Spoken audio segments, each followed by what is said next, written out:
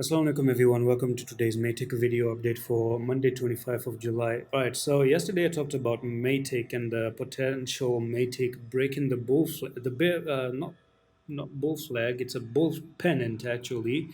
And if it did break to the upside, we could have seen Matic making a huge move to 1.5, $1.6 region. Now there was an inverse head and shoulder as well on the 1 hour time frame, but didn't play out. And I'm going to show you that inverse head and shoulder.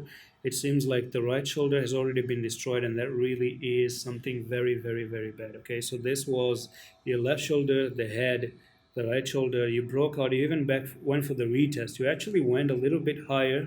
This was the technical target that was meant to be, but it never made the technical target.